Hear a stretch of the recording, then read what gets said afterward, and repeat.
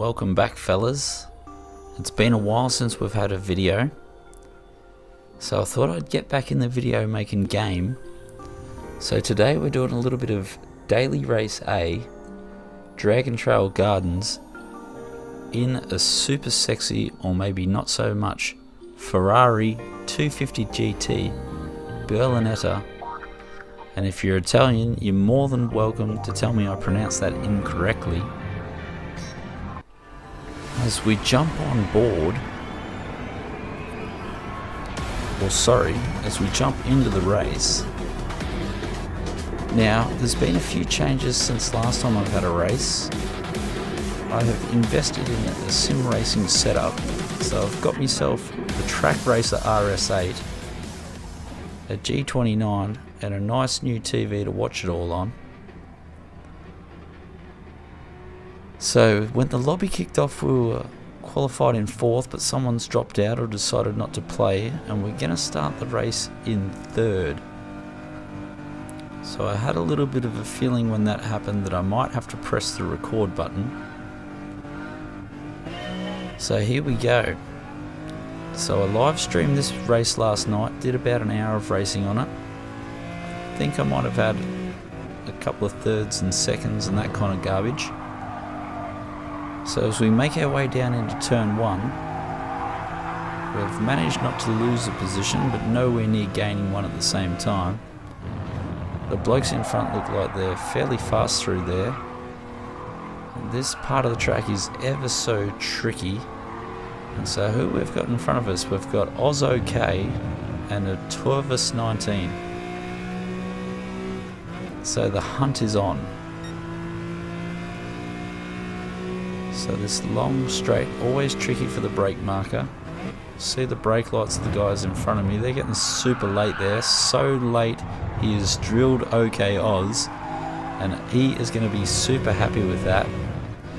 I'm not too pissed off. I find myself moving up a position, and now a Turvis has a 3-second penalty. So on lap 2 I could inherit the lead, or should inherit the lead if I can stay here. So Flamefire hanging behind us at about 1.7 seconds. Pretty hectic opening lap. Really hard car to drive this one. You're trying to drive it at the correct amount of oversteer, understeer, and it feels like it's got a single peg. So we're lighting up the inside leg on every corner. So you lift the slightest of slight bits and you bog down and you keep it pinned and you just pour smoke out the back.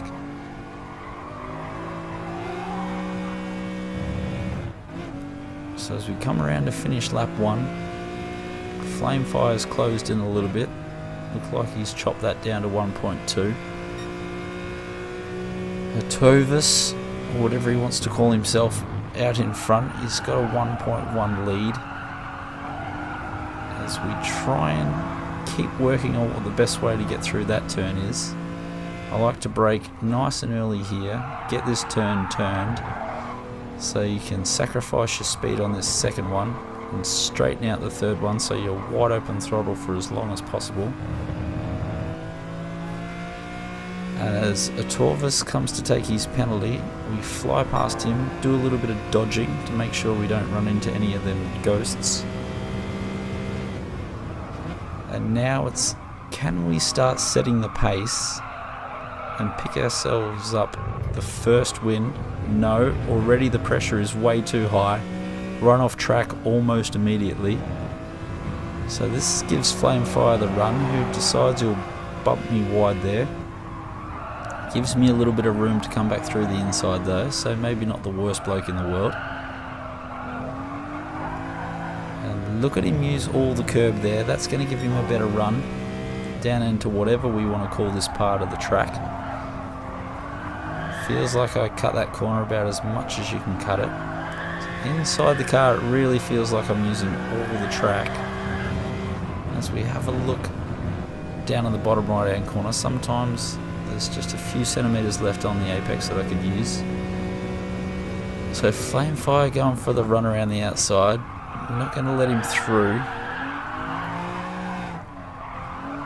And just watch this, just smokes up the rears just a little bit, and Flamefire is going to get the run of his life down into turn 1.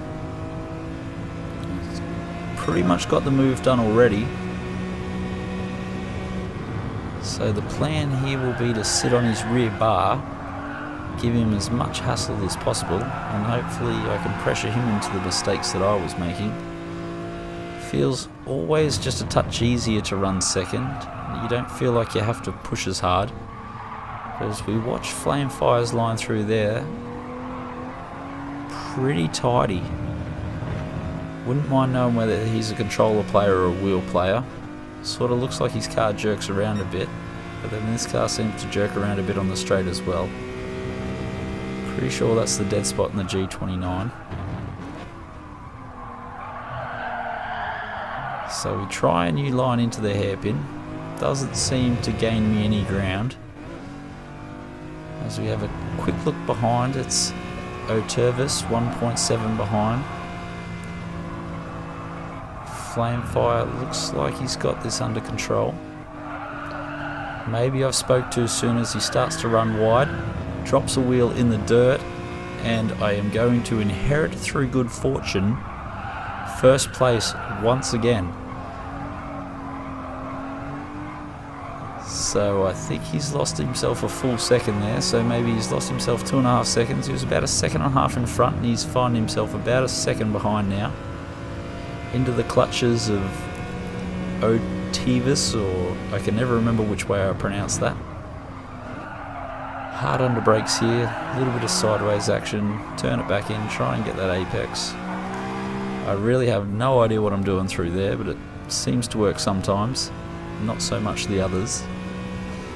As Flamefire, ever the master at that corner, is closing in down the main straight once again. He's just improved. No, who's got the fastest lap there? Otevis is running a 1:53.5 in the race. Flamefire down to 3/10 as we come up to another one of his strengths. Just going to try and get through here nicely with no mistakes and sacrifice the speed there to get some more speed here. Not looking like it's working.